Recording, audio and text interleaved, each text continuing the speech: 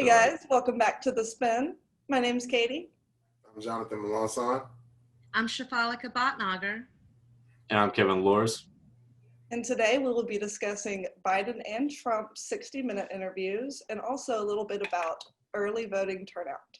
So John, what do you think about President Trump walking out of his interview? Honestly, it caught a lot of people by surprise. I mean, I understand that, he feels as if he was being discriminated against by having the tough questions.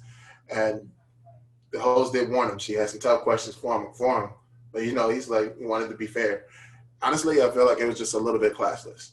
I mean, to run out of an interview when it's concerning, issues that pertain to the country that you're in charge of, you're the commander-in-chief of, it shows that, it shows you're human, but it shows that basically you can't if you can't hold the responsibility of just to handle tough questions of an interview from a journalist, how can you handle the needs of a country? So, in a sense, it's a disservice to the point where the American people, we feel like we probably was robbed because honestly, there's still a lot of questions that's unanswered. And the host had a lot of questions for him to the point where it was even classless that how he left. He didn't leave and give notice. He just left. And just said, it's just that's just they're done. And the press secretary, it wasn't the press secretary that came in and delivered his healthcare plan in the form of an encyclopedia. So, I wasn't feeling it at all. I mean, to be honest with you, it was great entertainment value. If it wasn't a serious interview, if it was like something off of SNL, which probably it will be featured on SNL if it hasn't been already, it's definitely something that's going to be talked about for quite some time. When Trump walked out of his 60 Minutes interview with Lesley Stahl, I think, first of all, he came in, started the interview very defensive. And I was expecting a better interaction between the two of them since she has interviewed him before a few times, especially when he was doing the midterm elections the last couple of years and then when he first became president. So they have always had a little bit of an exchange. And during the last interview that he did with her, he said, I like this back and forth that we do. I enjoy it. And today or this week, I think he stated that I don't like tough questions. I'm more interested in like what's fair. And he kept drawing the line to Biden. And I went back and watched both of the interviews back to back, and the questions that 60 Minutes provided these two candidates were very similar. They were asked the same questions on the economy, on the coronavirus in the future, on who is America's greatest competition, who is America's adversary. They were asked these similar types of questions. And I honestly don't think I don't think it was justified to say that Biden gets these easy questions and Trump doesn't, therefore he left. What I did ask myself watching those two interviews was, what did I learn from either one today? I'm still waiting to see what Trump's plans are, especially if Obamacare gets repealed. I want to see what his new healthcare plan was, that big encyclopedia that like John said, the press secretary brought in. And Lesley Stahl mentioned during the interview or in a segment right after that the plan was mostly executive orders and it wasn't really a full healthcare plan that was provided. So it might have been another prop, so to speak. But I think one thing that 60 Minutes is renowned for and has been for decades is interviewing presidential candidates. And to walk out is disrespectful. I understand Lesley Stahl has heard him call her fake news before and to her face in other interviews, but this time he really was trying to attack her personally, it felt like. And her job as a 60 Minutes journalist is to ask the questions that voters want to have answers to. And we are still waiting on so many answers from Trump. So I think honestly, she handled it the best that she could. It was because he did that and then the White House proceeded to publish the interview early, than the release date. I think what it did was guarantee that many voters, whether they're undecided or not, would watch again to see where this interview went off the rails and what was the tough question he was talking about. So those are my thoughts on it. I was looking forward to a full interview with Trump. There was a second portion of the interview where they were supposed to walk around the White House grounds, and as she has done with him before in a previous interview. And that could have been a very useful tool for his campaign to humanize him and to show that, the White House is his, he is the incumbent, this is his territory, and it could have done a lot of good for his campaign. I think he missed an opportunity there by walking out early. Yeah, I mean, I understand the defensiveness, not necessarily that I agree that they're fake news, but the guy's kind of on the ropes, to be honest. Like, he privately said in a meeting, this was reported by the Washington Post, that he doesn't believe he said it's going to be very tough for Republicans to hold the Senate. He's like 10 points behind, I think. No, like 9.1, something around that. I could be completely wrong, but it's around 9 to 10 points on 538. 538's average. So I kind of understand why he's getting defensive, because these interviews are like, the defense of the last 4 years. I mean, he has to make a case to the American people, and the case he prefers to make is just everyone treats him unfairly, and it's the fake news media, and the media is, everyone's out to get him, the deep state's out to get him. So I mean, that's what riles his base up. So he's just looking to bring people out on election day using that. So yeah, I understand it. It's par for the course. Plus, he's a showman, honestly. If there's anything that Donald Trump is that he's a really good marketer. And kind of getting up is like, it's kind of, it's not, no one really does that at 60 Minutes that is like running for president. So I completely understand it. I don't like it. Like, don't get me wrong, but I understand it. So Shivalika, in contrast, how do you think that Biden's interview went? In contrast, I think Biden did what he needed to do in the interview. He played it safe in many ways. One of the best questions I liked that he was asked was, do you think people are going to vote for you just because you're not Trump? And he said, well, I hope people vote for me. And, I think there was some genuineness there, but he was also asked the similar questions about the economy and getting back to a sense of normal. I think both candidates, Biden and Trump, did mention we just need to get back to a sense of normalcy. They said it in their own ways, but I'm glad they both said it, because that's something all Americans want. And Biden did talk a little bit about China being our biggest competitor, whereas Trump did say China's an adversary. So I think that, having a more diplomatic point of view, at least the ability to be diplomatic, is crucial for the next president or the next term of our country. Biden did throw a couple of slings and arrows at Trump. But overall, I think Biden was very relatable. And when asked, the second most important question was when he was asked, you will be the oldest president we will see, and do you think that Kamala Harris would be ready to take over if that ever happened? And Biden was honest about saying, well, she is strong. She is, a prosecutor. She is, independent. Like, she is very much ready for the job, even though he's admitted, I hope it doesn't come to that. But at least he's prepared on that contingency, and he has provided a candidate that is very outspoken. And we know from her recent campaigning here in Florida that, she is willing to go the distance and to really represent the Democratic Party properly, or at least in a way that's powerful and effective. So I think as far as Biden's interview went, overall, pretty good. He didn't have any mess ups. He could have come on a little more assertive at some questions, I do believe. But overall, he was asked very similar lines of questioning as Trump, and he did a good enough job. Comparatively, he looks like the better interview because he didn't behave defensively, he didn't behave aggressively, he didn't attack the reporter, he didn't get up and walk out, he didn't make a big showmanship, like theatric, stand of it. So by default, it's inherently a better interview. And I think that's going to play to Biden's benefit. Quite honestly, it's going to help a lot because you can sit through the interview without cringing.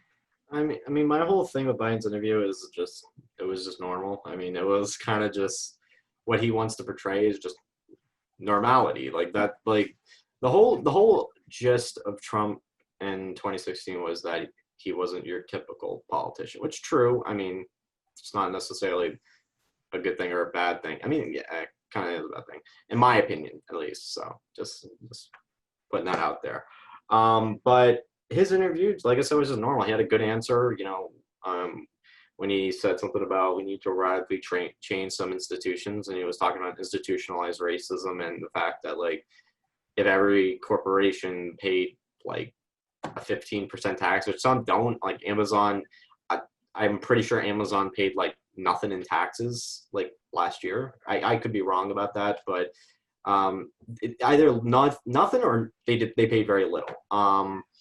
So if it's flat 15% tax, he brought that up, how that could afford to send people to college and free public college and all that kind of stuff. So Biden wants to project a sense of normality, and he wants to draw a contrast between Trump, who's the showman, who is the guy who's going to shake things up. And, a lot of people, I mean, there is some nostalgia. In my personal feelings, I have some nostalgia for the Obama era. All right. I don't think Obama was, Teddy Roosevelt, reborn, but I thought that he was a great, I should have said Franklin Roosevelt. But anyway, I didn't think he was like the greatest president of all time, but I thought that there was a sense of stability and a sense of leadership in the world. And I don't feel like Trump really has that. So what Biden is trying to do is he's trying to draw that contrast, saying, like, I can provide that and bring reform. Now, whether you believe that, I assume, is completely up to your demographics or where you're from or whatever. But it's an interesting contrast between the two interviews. Honestly, I feel like Biden, like Kevin stated, Biden's was normal. It was a normal interview, and honestly, I like the fact of how 60 Minutes kind of pieced it together between his interview and Kamala Harris's interview, because it showed a bit of a rapport between both of them. And of course, they talk each other up as they should, because of course they are running together. There is that camaraderie, there is that rapport, there is that that sense of, hey, we're going to do our best to we're going to do our best together. And I do like the fact that he did steadfast address his age. Of course, by the time he's out of office, he'll be 82 years old. And he did sing her praises, saying Kamala is ready to run the country if need be. She's ready to be the commander-in-chief. And I do like the fact that he did address the fact that, hey, one of the first things I want to do if I'm in office is to address possibly systemic racism, because, giving everyone equal opportunity. So that's something that hasn't been honestly said. It's kind of been like one of those issues that's possibly been swept under the rug. And he did state that basically he wanted to make COVID testing as easy as, I'm not sure if I heard this correctly, like how easy as it is for a woman to go get a pregnancy test in a pharmacy or the CVS store to get people to get access to a COVID test. I'm not sure if I heard that correctly, but I agree with that. And I feel like that is something that needs to be discussed more, because we are living in a point where almost a quarter million Americans have lost their lives just to COVID. And he didn't blame China. He said China is an adversary, and that, hopefully it doesn't resort to force, that we can, come to some sort of common ground. But he said that was only the second foreign power that we may have issues with. The first was, if I remember correctly, Russia. So all in all, he was talking to the camera. I'm not sure if that's what 60 Minutes meant for him to do, but the fact that he was talking to the camera, to us, to the people, and not just to the host, I don't think I've actually seen a shot where Trump was talking to the camera, talking to the people, because he was too busy defending himself, playing dodgeball, and I understand that because maybe he wasn't mentally equipped to handle that interview at that moment. And the camaraderie between Senator Harris and Vice President Biden is a little bit night and day. I mean, it's night and day when it comes down to being compared to Pence and Trump. Because if you notice, their stance on COVID is a little bit different. On one end, Trump says, of course, there's increased numbers in COVID because there's so many testing. Like, so much testing is a bad thing. But Pence actually made a point where we're making progress because we're doing so wonderful. We're passing out all these tests. We're doing such wonderful testing. So if one person is kind of downplaying it and saying it's a bad thing, while one person is saying it's an amazing thing we're doing for the American people, and they're both in office and they're both in charge and he's the head of the coronavirus coalition. To basically, if they're all saying different things in a different light, then how can we trust this administration? So it's a lot about what you're saying. I feel like there was not enough prep in Trump and Pence's interview at all. So Kevin, 2020 has seen a record-breaking turnout of early voters. What do you think this is indicative of? Well, I think it's indicative of just the zeitgeist. A lot of people want to be heard. The thing is that they said, for example, that turnout might reach 150 million people, which would be the highest since 1908. That's about like 65% of the voted population. I'm not sure if that's voting age or voting eligible. I'll have to look that up. But I'm looking at the elections, U.S. Elections Project on GitHub, which is like it has code and everything, and it has Florida right now. So Democrats have 2.5 million votes. Actually, I'll round it up, 2.3 million. Or 2.6, sorry. I'm really tired, by the way. 2.6 million votes, and if you split that between non-party affiliation, which would be about 600,000, that's about 3.1 million votes. And then Democrats are at 2.2 million. And if you add, 600,000, which we're rounding that up, by the way, that's about 2.8, I think, something like that. But viewers are smart enough to do the math. I was doing it on a calculator. But yeah, no, I mean, if you look at it, for example, right, don't think that these early vote totals are going to be indicative of who's going to win the election. Because on election day, Republicans have indicated that they are much more likely to vote in person on election day than they are to vote in person or to vote by mail by ballot. So you should see a pretty big surge of Republican votes. I mean, Republicans are beating Democrats in the early in-person vote, not by much, but admittedly they are beating them. So so it's going to be close. Florida's always close. I'm looking at an interactive by 538.